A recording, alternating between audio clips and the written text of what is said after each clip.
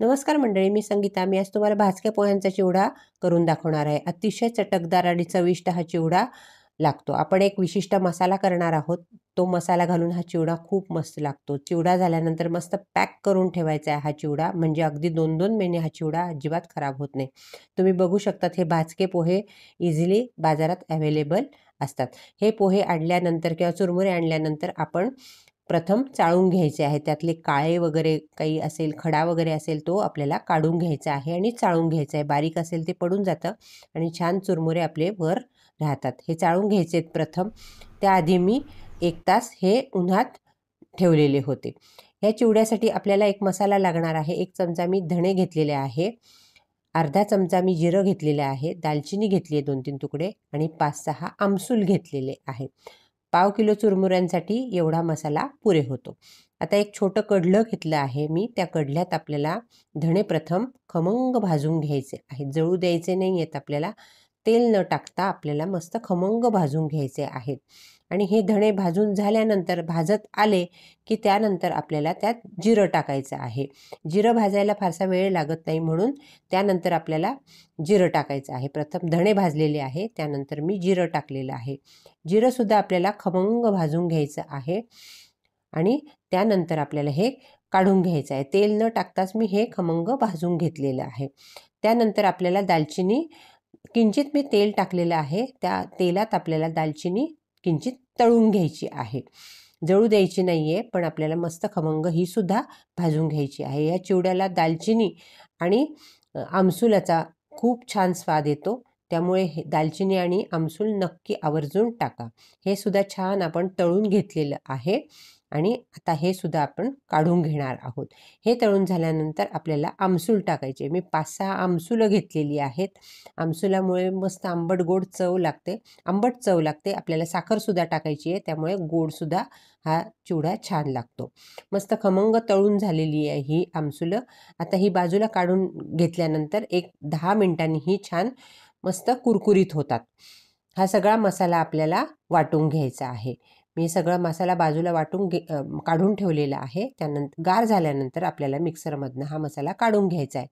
मी एक कढई ठेवली आहे आणि थोडे थोडे करून हे आपल्याला भाजके पोहे थोडेसे भाजून घ्यायचे आहेत.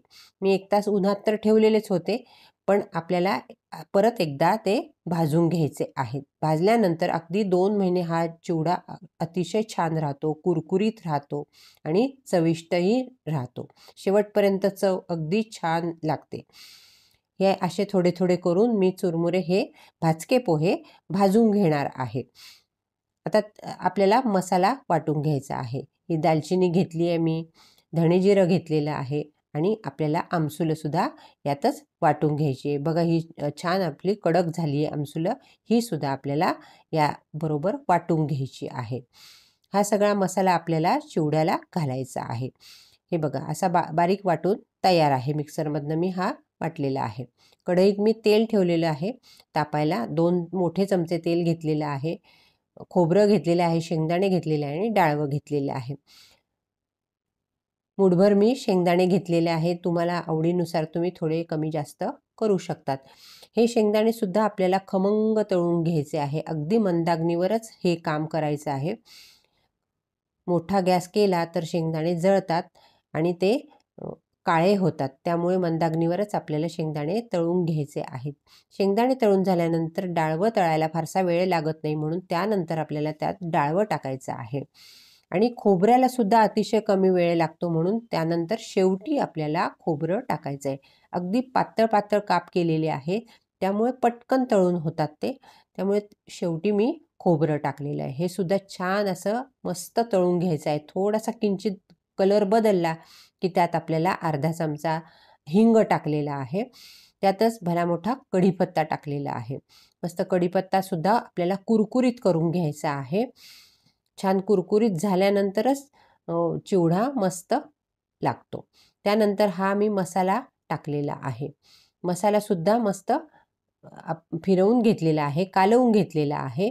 त्यानंतर आपल्याला टाकायचं आहे तिखट. आता तिखट तुमच्या आवडीनुसार थोडंसं कमी जास्त टाकू शकतात. मी 1.5 चमचा इथे तिखट टाकलेलं आहे आणि अर्धा चमचा मी हळद टाकलेली आहे. हे छान कालवून घेतलेलं आहे. त्यानंतर आपल्याला हे भाजके पोहे त्यात टाकायचे आहे आणि चिवडा छान मस्त कालवून घ्यायचा आहे.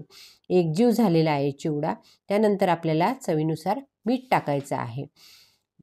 त्यात मीठ टाकलेलं आहे आणि 1 ते 1.5 चमचा आपल्याला पिठी साखर टाकायची आहे आणि छान कालवून घ्यायचा आहे चिवडा आणि मस्त आपला चिवडा तयार होतो. तुम्ही बघू शकतात कलरसुद्धा मस्त आलेला आहे आपल्या चिवड्याला आणि चवसुद्धा खूप छान झालेली आहे. एकदा परत कालवून घेतलेला आहे चिवडा आणि आपल्याला आता गॅस बंद करायचा आहे आणि हा चिवडा पूर्ण गार झाल्यानंतर आपल्याला डब्यात भरून ठेवायचा आहे. पॅकबंद डब्यात आपल्याला भरून ठेवायचा आहे. तुम्ही बघू शकतात आमसुलाने किंचित थोडासा कलर बदललेला आहे, पण चव खूप सुंदर झालेली आहे. बघू शकता तुम्ही चिवडा आपला तयार आहे. एका पॅक डब्यात मी हा चिवडा भरून ठेवणार आहे. सगळा मी हे एका भांड्यात काढलेला आहे आणि घट्ट झाकण्याच्या डब्यात हा भरून ठेवायचा आहे किंवा एका घट्ट झाकण्याच्या भांड्यात हा भरून ठेवायचा आहे. तुम्ही बघू शकतात मी घट्ट हे झाकण लावलेलं आहे आणि हा चिवडा अगदी 2-2 महिनेसुद्धा छान लागतो. असा झटपट होणारा चिवडा आपणही नक्की करून बघा, खाऊन बघा आणि आपल्या प्रतिक्रिया मला नक्की कळवा. माझ्या व्हिडिओला लाईक करा, शेअर करा आणि चॅनल सबस्क्राईब करा. धन्यवाद.